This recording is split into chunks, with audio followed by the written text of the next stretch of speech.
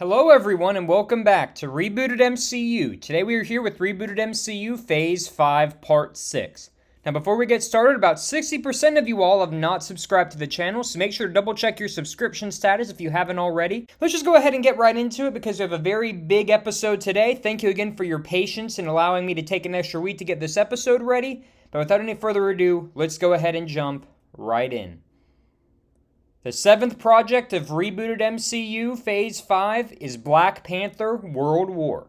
The movie opens up inside a training facility in Wakanda as we see King T'Challa, aka Black Panther, played by Michael B. Jordan, get thrown up against a wall as he says, "Come on, my love, you must do better than that to stop me." The camera pans as we see Aurora Monroe, aka Storm, played by Zoe Kravitz, floating in the air as she chuckles. "Oh, you want me to go harder? We will see how you like it." We watch as Storm's eyes begin to glow white as she shoots lightning from her fingers at T'Challa as he barely dodges. He leaps at Storm, bringing her down as he yells, "Do you yield?" Storm chuckles and says, "You always make me feel better after a long day of teaching, my love." We watch as T'Challa removes his mask as he and Storm kiss. "It is an honor that Wakanda can host students from the Xavier School for Gifted Youngsters, especially when they are taught by the wonderful Professor Monroe and Professor Shuri." Storm smiles as suddenly, Shuri, played by Latita Wright, bursts into the training facility panting. "Shuri, what's wrong? Is everything okay?" "No, brother, it isn't. You need to come with me immediately. We have an emergency." We cut to the White House as we see news crews standing in the press room, as we see Sharon Carter, played by Emily Van Camp, approach the podium and clears her throat. "Members of the press, thank you all for attending the president's emergency announcement today. He'll be keeping his remarks brief and will not be answering questions at this time. Without further ado, please welcome to the podium President Thaddeus Ross and Vice President James Rhodes." The news crews begin to clap as we watch President Thaddeus Ross, played by Harrison Ford, and Vice President James Rhodes, played by Don Cheadle, enter the room as Ross motions for the press to quiet down. "I appreciate the warm welcome and the kind introduction from Miss Carter. She's been a fantastic new addition to my team as my Chief of Staff, and I appreciate her work greatly. I will not mince words here, however. This world is at stake. We saw a few months ago that the Greek god Ares plotted a massive attack in Greece. And with our former protector Thor being MIA, we are at an inflection point in this country. Our heroes are no longer capable of protecting us from the threats that seek to destroy our world and end all life as we know it. There is one territory, however, who has the military, the resources, and the raw materials needed to hold off such threats. The little-known kingdom of Wakanda, home of vibranium, one of the most powerful substances in the world, and has capabilities of vastly strengthening the United States military to give us a fighting chance when another attack occurs. Let me make this very clear. It isn't a matter of if, it is a matter of when the next attack will come. And that is why, after months of attempting to negotiate with the Wakandan royal family and after receiving approval from Congress, the United States is officially declaring war against the Kingdom of Wakanda. This is not a decision I take lightly, and neither do our allies, but the fate of the world is at stake. When I became your president, I promised to do everything in my power to protect the United States, and I intend to stand by this promise. Thank you all, and may God be with us. As the press starts chatting about the announcement, we cut back to Wakanda as we see T'Challa, Storm, and Shuri watching the broadcast live. As Storm turns to Shuri, "Has Thaddeus or anybody else attempted to contact us about our vibranium supply?" "Not to my knowledge. We have never had an issue with the United States before. What has changed, brother?" We watch as T'Challa stares directly at the screen and mutters, "Gather the council together. We will need to discuss what our next plans are. As of right now, Wakanda is on the brink of war." Shuri gulps as the title card appears. We cut inside the Avengers HQ outside of New York as we see Sam Wilson, aka the Falcon, played by Anthony Mackie, sitting on a couch watching the news. We see J. Jonah Jameson, played by J.K. Simmons, on the screen as he says, "Here's a quick excerpt from our interview earlier with Reed Richards, the leader of the Fantastic Four and the owner of both the Baxter Building and the Baxter Foundation, reacting to the declaration of war earlier today."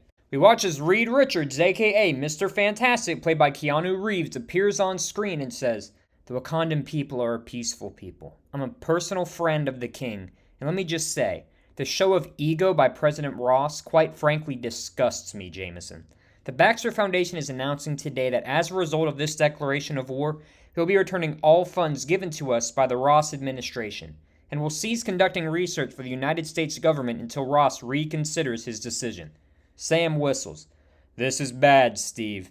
I mean, really bad. That King T'Challa is your friend as well, right? We cut to the kitchen where we see Bucky Barnes, played by Sebastian Stan, standing with Steve Rogers, aka Captain America, played by Chris Evans, who sighs. Yeah, King T'Challa is one of my greatest allies. He was there to help Bucky during his whole Winter Soldier phase. Yeah, I mean, without the help of T'Challa and Shuri, I'd probably still be working as a robotic killer. They truly showed me compassion when I was at my lowest. I mean, this really hurts. But there's one thing I don't understand. What's that, Cap? Why wasn't I contacted about this? I mean, I'm the guy who would have done anything to protect the United States when I was a boy. Heck, it's how I became who I am today. If they just asked, we could have probably avoided this. As Bucky turns to respond, we hear a ding as an automatic voice says, Captain Rogers, a helicopter is landing on the front lawn. Were we expecting anyone, Cap? No. Let's go see what this is all about. We watch as Cap, Bucky, and Sam walk outside as we see a helicopter land. As the blade stops spinning, we watch as CIA Director Valentina Allegra de Fontaine, played by Julia Louis-Dreyfus, and Sharon exit the plane as Val claps. Wow, gentlemen, all of you came out to greet me. I must be special. Val? Sharon? What are you doing here? And more importantly, why are you coming to me now? I would have appreciated the advance notice about declaring war on Wakanda. Oh, Mr. Rogers, it's all just politics, nothing more. This is about showing that the Ross and Rhodes administration means business. Just politics? People on both sides are going to die. Was I talking to you? Don't interrupt me when I'm speaking. Sharon, why are you doing this? This is evil, and nice promotion, by the way. It's an honor to serve in the Ross Rhodes administration. And well, Vice President Rhodes spoke highly of the Wakandans' resources, and following the attack by Ares, the world is worried. I mean, we had some Hollywood superstar who stopped Ares, yes, but the world was made aware for the first time in a while that there are gods other than Thor who don't care about protecting us, and that's a major issue. Do you even know where Thor is currently, Captain Rogers? I don't. So then you see why President Ross feels this is a necessary decision for the future of our country. That doesn't justify killing civilians and sending our men and women into battle for raw materials. When I fought in World War II, it was because we were out of options. We still have an option. Diplomacy. Diplomacy. Good one. Did Thanos or Loki or Ares show us diplomacy when they attacked us? No. And until we can ensure that we have the capabilities to stop threats like them in the future, we will fight with the Wakandans until we know we can protect ourselves. Then why are you here? You know I don't support this war. Well, you are the walking representation of America and all she stands for. Despite the disagreements you and President Ross might have had in the past, he realizes how important including you in conversations are. We're heading to Wakanda in an attempt to meet with the king. And we'd love for you to be there, in the name of diplomacy. I don't like this, Cap. You know what? I agree. Hopefully we can discuss this with King T'Challa before any bloodshed has to occur. Now that's the patriotic man we all know and love. I guess your two pals can tag along too. Can't separate the soldier from his commandos after all. We must be going. Cap turns to Sam and Bucky, nods as the three head towards the helicopter.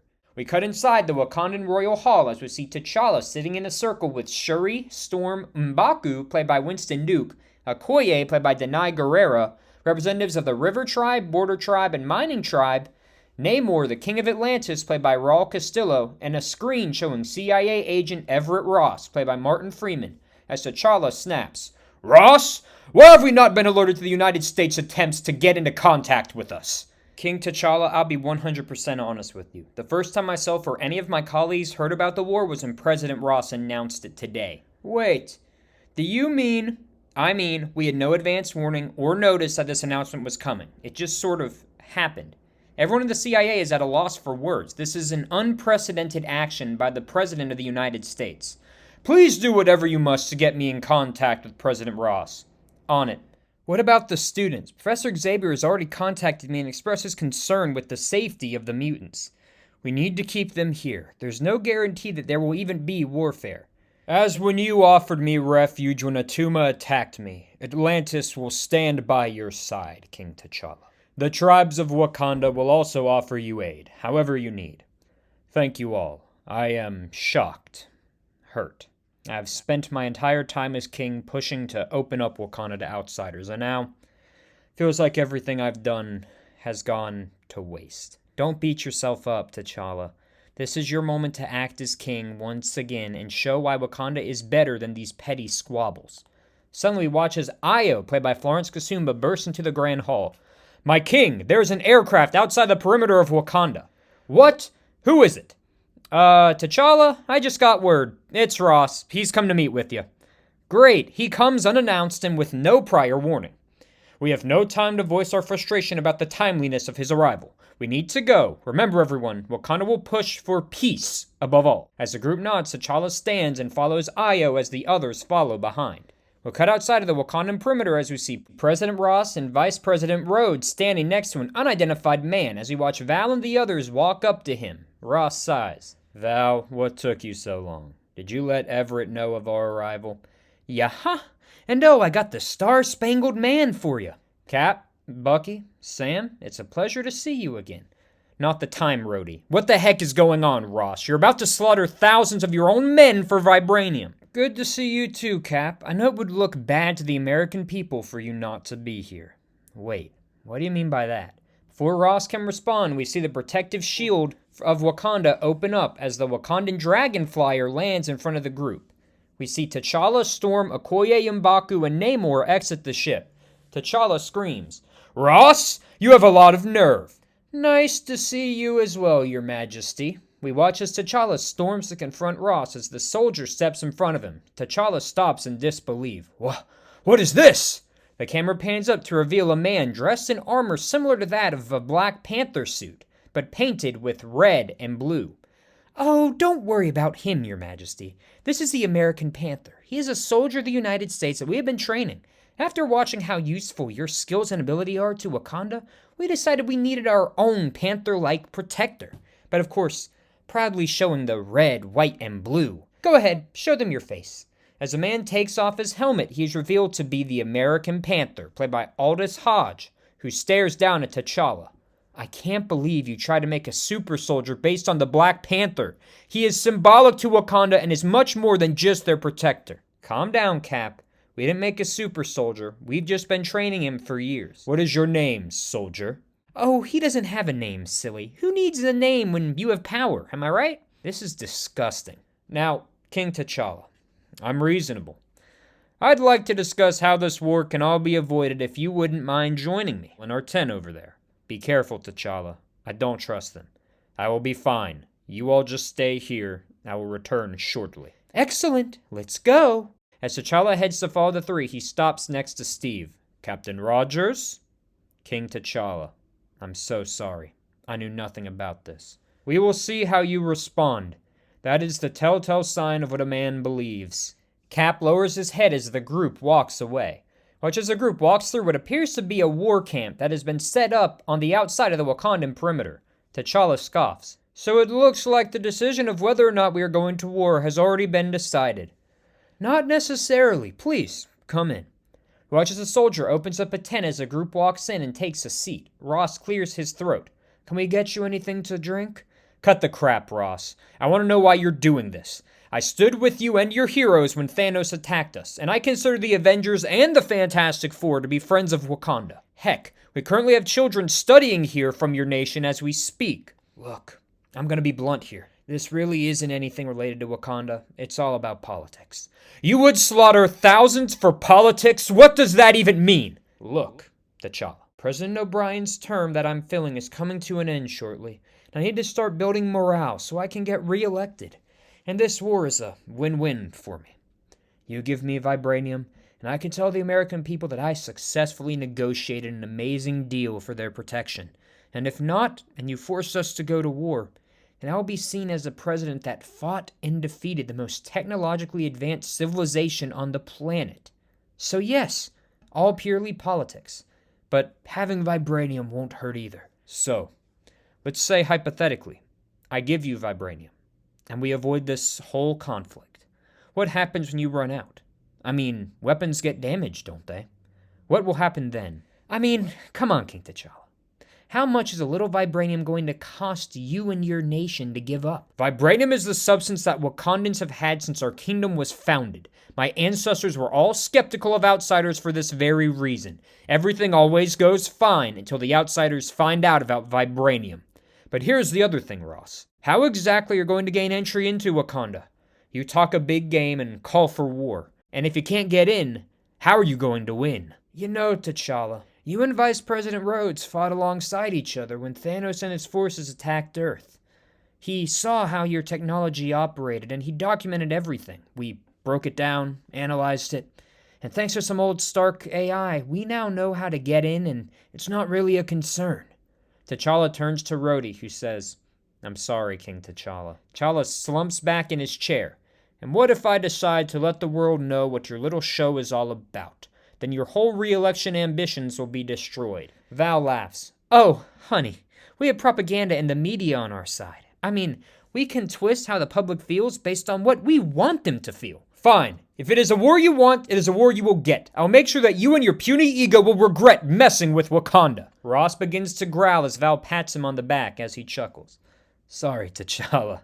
I've been having anger issues lately. Val is to keep me calm when I get worked up.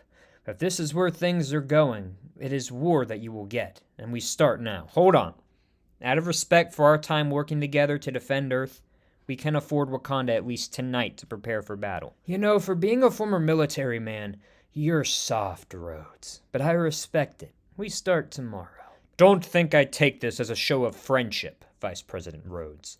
As of now, we are enemies, and be warned.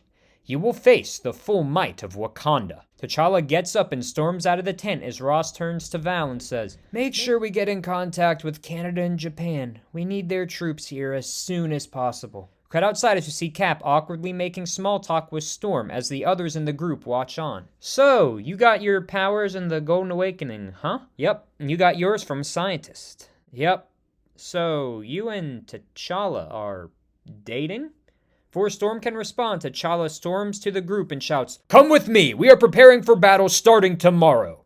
Storm, M'Baku, Okoye, and Namor all nod as Bucky interjects. Hold on a minute. I don't want to stand with the United States on this one. When I was at my lowest, Wakanda was there to help me. I want to repay this debt by standing with you. Thank you, Mr. Barnes. Perhaps there's a small hint of hope in this after all. If everyone can see this pure act of evil and aggression from Ross, they will choose to stand with Wakanda. I know we just met, but I'm a man who used to serve the United States. When I put on the uniform, brandished my gun, and put on my wings, I did it to defeat our enemies. But you aren't our enemy. In fact, I really don't know why this battle is being fought at all. So if it is between protecting innocent people or standing with my country, I'm standing with those who have no reason to need protection. Sam and Bucky step forward to join the group, and as Cap prepares to join them, American Panther clears his throat. I wouldn't do that, Cap. Excuse me? They might not have made me to be a super soldier like you, but at the end of the day, there is one thing that we share. We're not just soldiers. We're symbols. The world is watching, Cap. How would Erskine or all the other scientists who died for you to be created feel if they knew America's golden boy went and fought alongside another country? How would the Americans back home feel? Cap stops, having a flashback to being given the super soldier serum and Erskine dying at the hands of Heinz Kruger. Cap stops as T'Challa asks, Captain Rogers, what is this? I don't know what to do. I don't agree with the U.S., but I don't know if I can fight against them. Come on, Cap, this is silly. The answer is simple. There's nothing simple about this, Bucky, nothing! Well, if you aren't with us, Captain Rogers, you are against us. Let's go. Watch as the group boards the Wakandan Dragon Flyer as Storm looks at T'Challa. So what are we going to do to prepare? You just go and make sure these students are given the best education that they can be given. I'll worry about the rest. As the Dragon Flyer flies away, Cap stands with his head down, deep in thought. We cut inside a Wakandan classroom a few hours later. It is dark outside and we hear crickets chirping in the background. We see Ellie Phimister, aka Negasonic Teenage Warhead, played by Brianna Hildebrand, sitting at her desk with headphones in her ear, listening to extremely loud punk rock music as she suddenly gets a tap on the shoulder. She turns around to see Bobby Drake, aka Iceman, played by Asher Angel, who smiles at her. Hey, what kind of music are you listening to? It sounds awesome! Awesome? This stuff is the only thing that makes my soul feel anything. It's music to reinvigorate the soul. It's punk. It's rock. It's the greatest combination since Blink and 182. I'm not gonna lie, I don't know what any of that means, but I'd love to listen. I can't be annoyed with you. Come on, have a listen.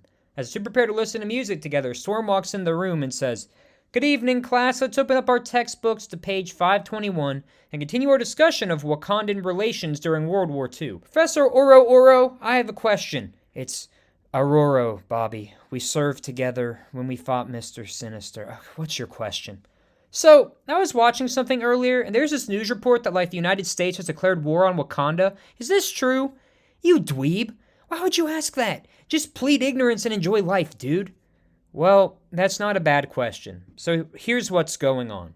As Storm begins her explanation, we cut outside the Wakandan border as we see Ross smoking a cigar as he says, "All right, men, 7 p.m. It's time to attack. They won't expect a thing." "President Ross, I gave King T'Challa my word, and I'm the president, son. Are you going to continue to talk back to me? Get on your suit and break open that barrier." Rhodes gulps and nods his head as he goes to suit up. We see Cap sitting under a tree, still shaken up from earlier, unable to move. Cut back inside the Wakandan classroom as Storm clears her throat. "Okay now, any other questions?" "Yeah.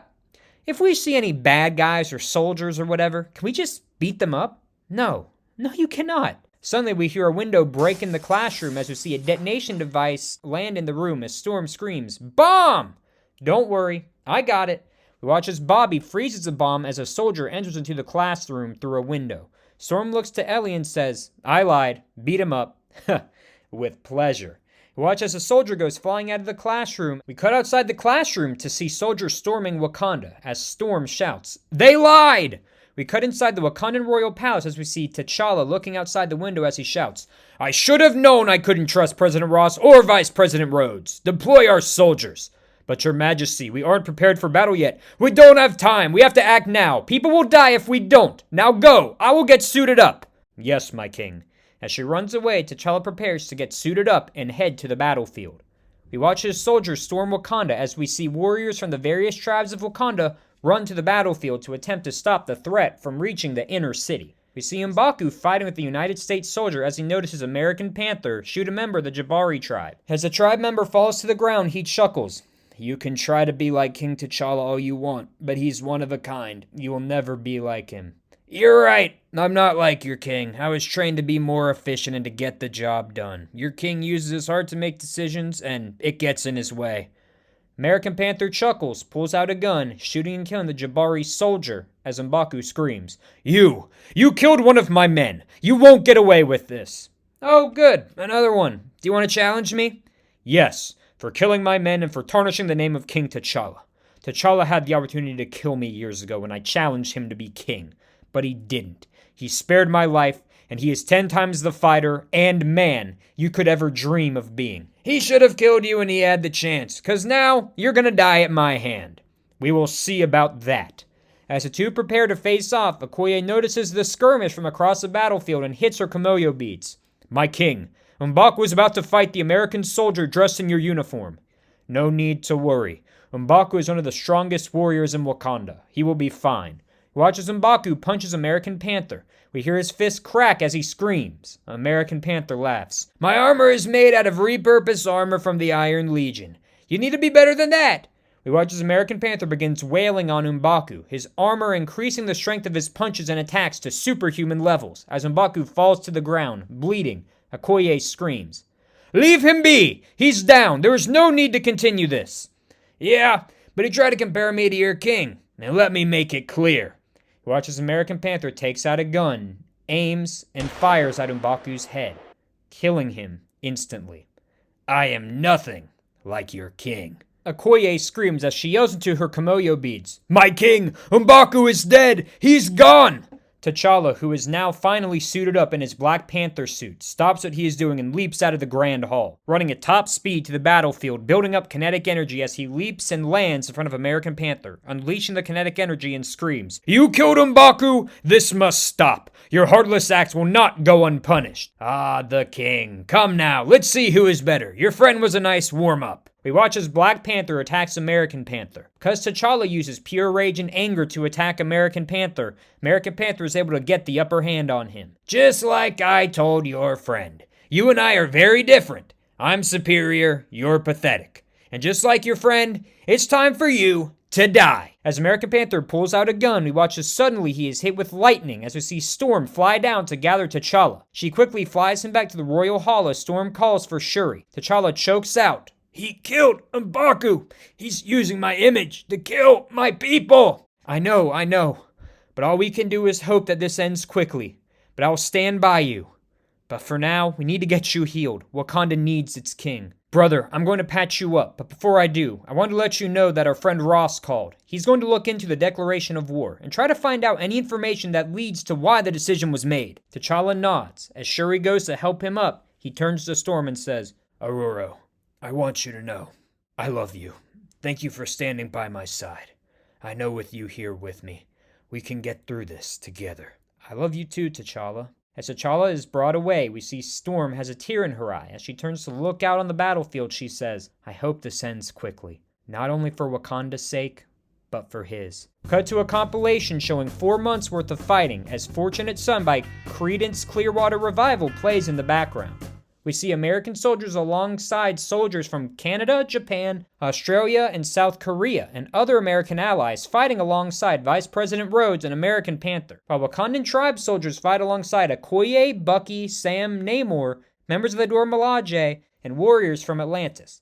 Cap has remained out of the battle for the entire time, while we also see the propaganda played on American television screen that paints Ross as a hero, and Wakanda as a nation whose greed is hurting not only the American people, but world security as a whole. Black Panther has gotten involved when he can, but has also been tasked with protecting Wakandan civilians, and has also been briefed daily by Okoye. Storm has continued to teach the students from the Xavier School for Gifted Youngsters, doing her best to keep things somewhat normal. We cut to 4 months later as we see T'Challa sitting on his throne in the Royal Hall. He is exhausted and his clothes are torn. We see a beaten and bruised Namor staying with Okoye, who updates T'Challa on the battle. "We've lost about 1,600 soldiers, my king. The Dora Milaje are still standing strong at the entrance to the Vibranium mines, and the additional help from Barnes and Wilson are allowing us to maintain ground." "Any sighting of the American Panther?"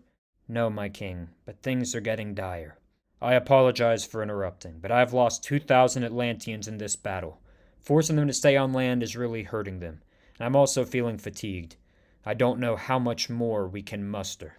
I appreciate the updates, both of you. We must remain strong and vigilant. And may Boss continue to be on our side." Okoye and Namor nod as the two leave. We see Storm enter the chamber with Shuri as T'Challa attempts a smile. "Ah, my sister and my love. How was teaching today?" "It was okay. The kids are really surprisingly receptive to learning during this whole conflict." "Brother, I'm sorry to interrupt, but we just lost 3 more in the medical wing." T'Challa stops. "Shuri, Aurora, do you think I would be a failure if I conceded?" "What? Brother, you can't!"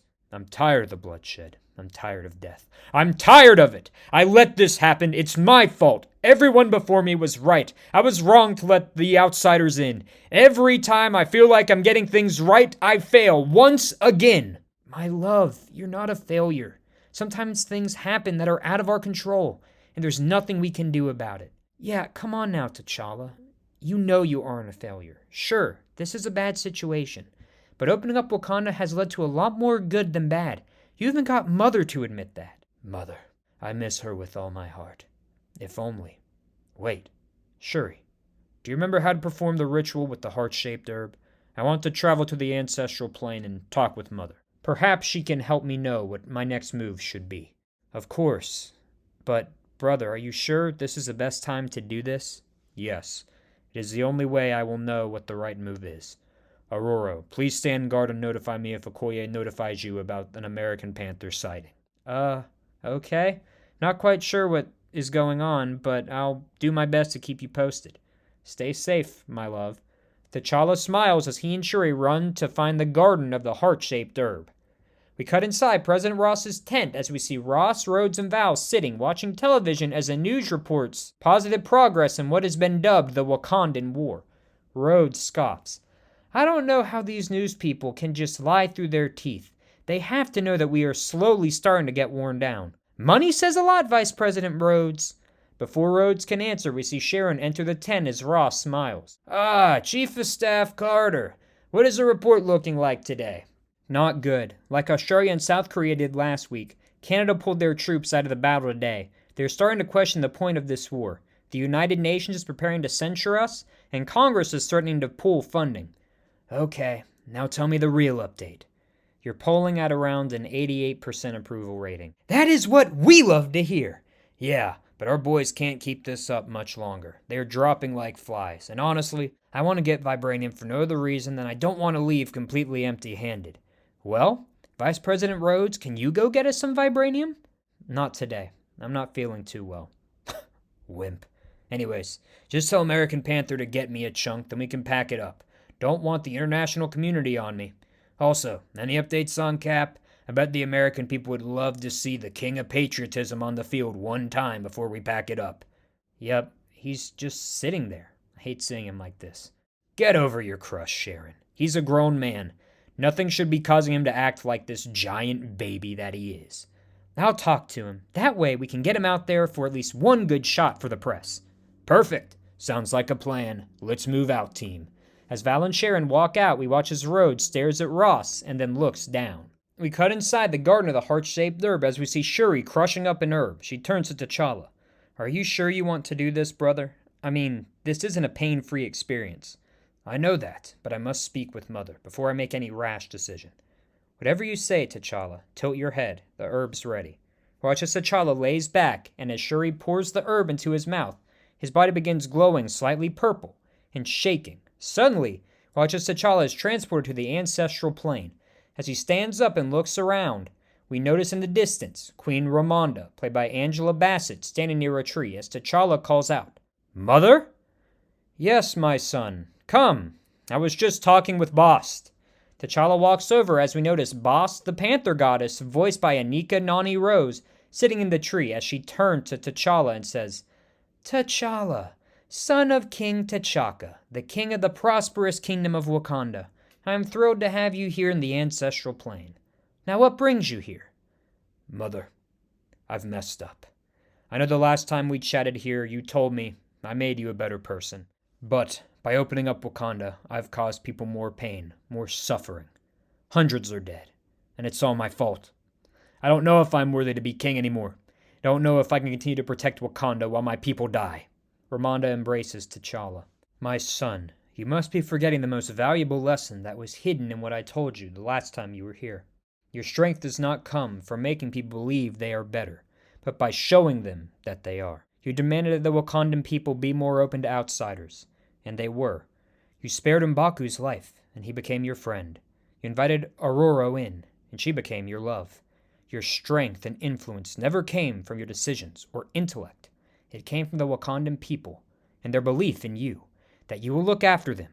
Yes, sometimes things will get rough, but the Wakandan people know that as long as T'Challa leads them, they will always be in the right hands. You know, T'Challa, many gods like myself abandoned humanity, but I didn't, because I saw something in the people of Wakanda, a willingness to always grow and improve from each generation to the next. And that is the same with their rulers. You have made Wakanda a better place, and I could not imagine a better person to have my power than you." T'Challa picks up his head as Ramonda smiles. "Now, my son, you must go. Your people need their king, and as long as you pick your head up and trust in the power of the people of Wakanda, there is nothing too big for you to handle." T'Challa crosses his arms and screams, "Wakanda forever!" As he is transported back to the garden, we see Shuri shaking him viciously. Brother! Ororo just contacted me. The American Panther is attempting to enter the Wakandan mine. The Dora Milaje can't hold him off much longer. They need you."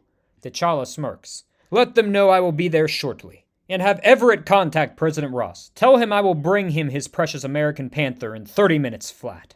Whoa, what happened in the ancestral plane? I saw Mother, but more importantly, I refound my strength.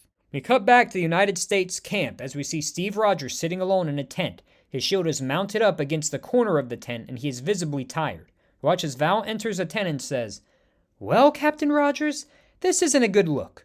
4 months of war, and you haven't even bothered to help." "Yes, ma'am. An old friend once told me, compromise where you can, and if you can't, it is your duty to plant yourself like a tree. I have planted myself, because I'm stuck between a rock and a hard place, and the soil is the easiest place to be." Oh, we do love quotes and phrases, Captain Rogers. Heck, the American history books are filled with them, from heroes and legends. But you know what they did? They stood for something.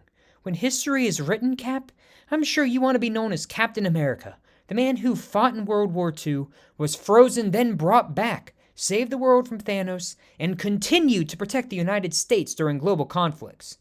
Sorry, ma'am. Right now, that's not me. I don't agree with what you are doing, but out of respect for my title, I have chosen to stand by. You know what you are, Cap? A coward.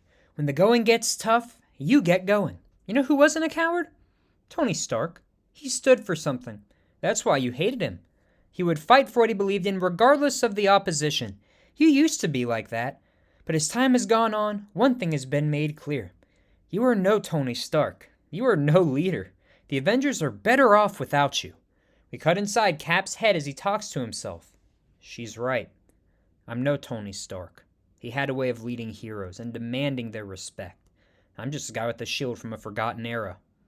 Maybe she really is right. Maybe I'm not worthy of leading the Avengers. Maybe I'm not worthy of being Captain America. Maybe I'm not worthy of stepping up to do what Tony did. Cap sheds a tear as a flashback plays from the first Captain America movie. Steve is sitting with Abraham Erskine, who looks him in the eyes and says, "Whatever happens tomorrow, you must promise me one thing. You will stay who you are. Not a perfect soldier, but a good man." Steve snaps back to reality and stands up. You're right. You are 100% right. I'm not Tony Stark. Stark drove me crazy, but his selfishness became selflessness when it was needed. He could lead a team of people 10 times his strength because of it.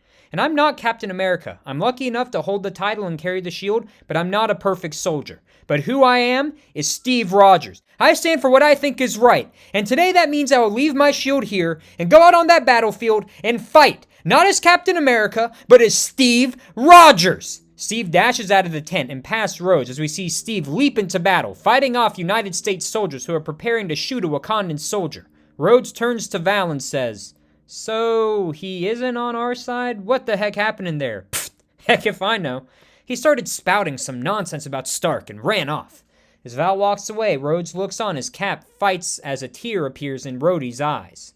We cut outside the Wakandan mine as we see Bucky fighting with American Panther as the Dora Milaje look on. Io screams, "Hold on, Barnes, you can take him." He can't hold on much longer. This isn't good. He watches Bucky falls to his knees as American Panther laughs. "You traitor, Ross wants me to get just a bit of vibranium before we call this whole thing off. And you choose to stop me from doing this? It goes against everything we fought for. I won't let you take it. Not on my life." Poor choice of words. You used to fight for the United States, but here you are, dying a traitor. As American Panther pulls out his gun, T'Challa leaps beside him and says, "If there is anyone you might want to focus on, it is me." American Panther turns to him. "Ah, King T'Challa, haven't seen you for a bit. You freely let me wander around Wakanda, and now you come to face me? What's happened?" "I sent President Ross a message. Told him that I would bring you to him after I beat you. I have about 15 minutes to make that promise, and I am a man of my word." "Oh, goody. And what exactly has changed since the last time we fought?" "I have refound my strength, my hope, and my optimism, the things that make me worthy of being the Black Panther." "Ha! Sentiments. Nice. Let's see how well they work for you in battle." We watch as T'Challa re-engages American Panther. This time, T'Challa uses skill and precision in fighting, dodging every one of American Panther's attacks as he slowly beats him down and builds up kinetic energy. American Panther falls to his knees as T'Challa screams, "This is for M'Baku!" T'Challa punches American Panther, unleashing the kinetic energy he stored up as American Panther falls to the ground, defeated. The Dora Milaje cheer as T'Challa picks up American Panther's lifeless body and says, "Good work, Barnes. Now, I have something to deliver to President Ross." Bucky chuckles. "Well, I'm coming with you. I want to give Ross a piece of my mind." "Yeah, I'm coming too." "Fine. Just don't get in my way. Ross is mine." Bucky and Sam nod as the trio walks off. We cut back to the U.S. base camp as Ross hangs up a phone and turns to Sheridan and says, "Well, it looks like I'm supposed to go meet King T'Challa on the battlefield in 5 minutes. Apparently he's going to deliver American Panther to me." "Are you sure this is wise? Your other side might come out." "And what if it does? At this point, I don't care." "Right. Very well, sir." Watch as Ross exits the tent as Rhodes and Val walk up to him. Where are you going?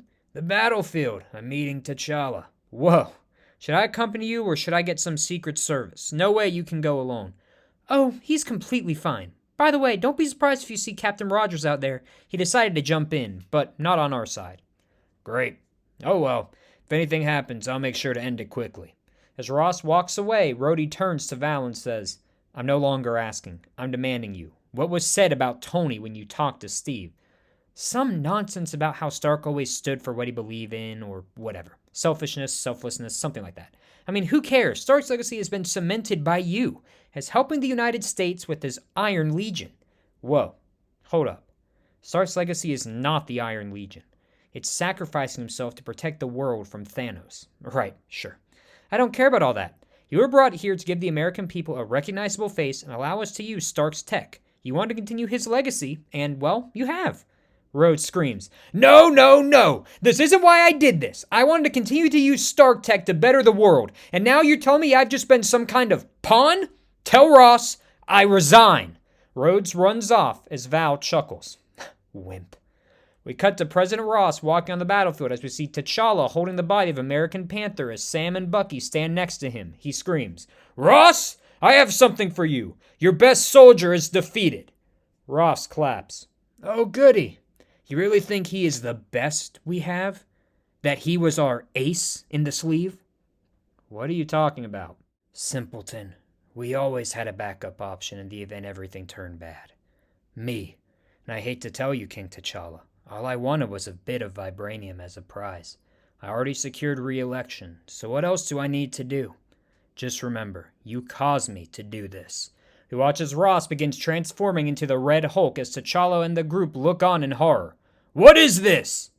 You fool! I used the blood of Bruce to make myself an unstoppable force. My will trumps yours. So come now! You have made me mad. Let's see how it goes for you. We watch as Red Hulk fights against Black Panther, Bucky, and Sam as he is easily able to overpower Sam and Bucky. Black Panther falls to the ground and as Ross prepares to punch him, Steve jumps from behind, punching him in the face as he lands in front of Ross. I'm a tree. And now it's your turn to move, Ross. Captain? No. Call me Steve. You really think both of you can stop me? Please! What are two normal humans going to do against me? Well, T'Challa, I have your back until the end of the line. You ready to do this? Yes, Steve. It is time. Ross screamed as he watched both Steve and T'Challa fight valiantly against Ross. Unfortunately, not even their combined powers are enough to do so much as slow him down.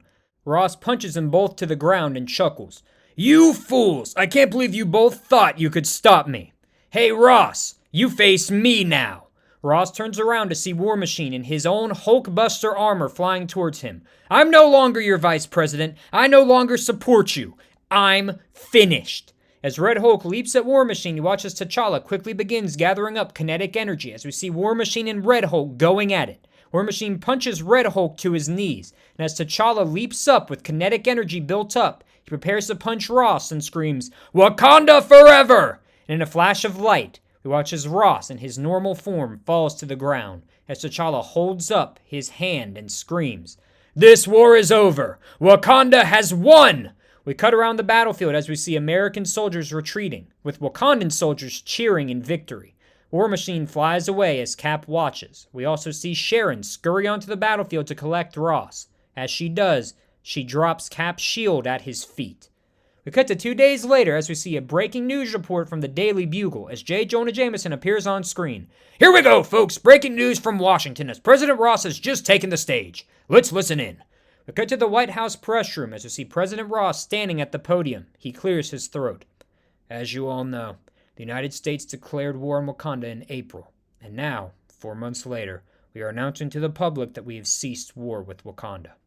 I know protection is important, but I care about the budget that was being used to fund this war. And I'm looking for new ways to protect the United States that is more cost-effective. I'll be working closely with new Vice President Valentina Allegra de Fontaine to accomplish this goal. We'll keep you updated. There you have it, folks. The war is over. Now when we return, stay tuned to find out how you can work for the Daily Bugle. New positions are now open. We cut inside the Wakandan Grand Hall as we see T'Challa, Aurora, Shuri, Namor, Cap, Bucky, and Sam watching the news report. Well, Ross's approval rating has skyrocketed, so I guess the war was successful after all. Maybe, but Wakanda is safe now, and it's all thanks to you. I want to apologize for not helping sooner. I've been struggling lately with the idea of reforming the Avengers, and this feeling that I'll never be able to live up to Tony's legacy. But I now know I don't need to. I need to be me. With all these new threats emerging, I need to start taking this seriously. It is what you decided to do in the end that counts, Captain, and I appreciate your aid. If the world is in danger again, the Avengers could use the help of Black Panther. I won't commit to anything yet, but if the time comes, I will see. My focus now is on rebuilding Wakanda. I understand. Thank you for your kindness despite my failure, T'Challa. You are a worthy ally and a great friend. T'Challa and Steve shake hands as Steve, Bucky, and Sam walk off. Storm turns to T'Challa. I'm so proud of you, my love. You did it. And I'm proud of you for continuing to teach despite this difficulty. And Namor, I appreciate your aid in this as always. Atlantis and Wakanda are allies till the end. You stood by me despite everything you and I went through, T'Challa. Not only as a king, but as my friend. Thank you for allowing me to return the favor. So what happens next? We rebuild. Namor returns to his people. Aurora continues to teach, and I use the strength of the Wakandan people to lead us into a new age. An age of prosperity, of hope. Oh, brother, I forgot. Everett sent over his findings about the military operation conducted by Ross. Shuri hands T'Challa a report, and as he skims it, he sighs. So they were planning military operations prior to Ross even becoming president, under the nose of President O'Brien. Yeah, something does not feel right here. Well, the war is over, and my focus is now back firmly on Wakanda.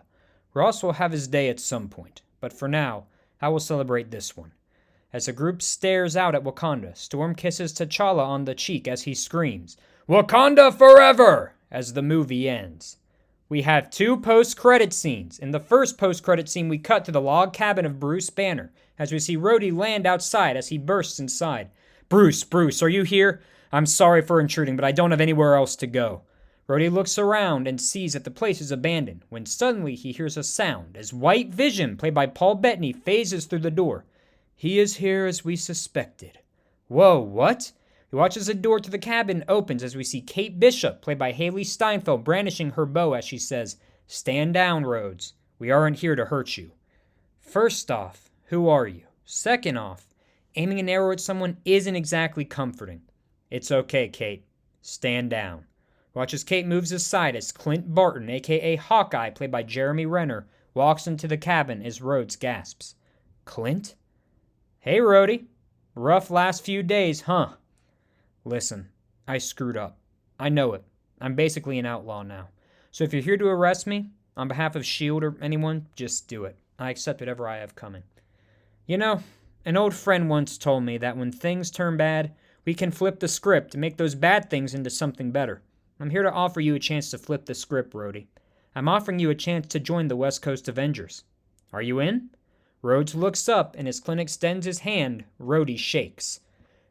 In the second post-credit scene, we cut to downtown New York City as we hear police sirens blaring as police officer speaks into his comm. The man known as the Prowler has stolen a ton of jewelry from the Cartier and is on the loose. We cut to see Prowler rushing through various back alleys as we hear a familiar sound of webbing as he turns around and sees Spider-Man, played by Tom Holland, who leaps down and yells at him to stop. Prowler turns around. Whoa, I'm not trying to cause any trouble, man. It isn't what you think. Nice try, crook. But I'm over the whole nice guy thing. Everything always gets taken away from me, and I'm not going to allow someone to take other people's stuff. We watch as Spider-Man leaps the Prowler, beating him, and as he punches him to the ground, Prowler's mask breaks, revealing Aaron Davis, played by Donald Glover, who says, "Whoa, man, please. I still provide for my nephew. His mother and father have some financial difficulties. I'm just trying to provide for him while they catch up. Please let me go." Nice try, but you're going to prison. As you see police cars pull up to take Davis away, he yells, "I'm sorry, Miles. I'm sorry." And that is Black Panther World War, the 7th project in Phase 5. I hope you all enjoyed. Again, I know that there was probably a bit of a time jump here. And just to make this clear, this project takes place before Moon Knight. So this takes place in 2025. Moon Knight takes place in 2026. So I hope that makes sense. Moon Knight leads directly into the next project, which is X-Men Apocalypse. So I hope you're all excited for that. That will be releasing in a few weeks. Thank you all again for watching. Make sure to like, comment, subscribe, join the Discord, follow the Instagram page, check out the new comic origin shorts that I will be posting hopefully almost every day. Make sure to check out Rebooted MCU side projects and keep supporting Rebooted MCU. I appreciate you guys all so much, and take care. I'll see you all next time.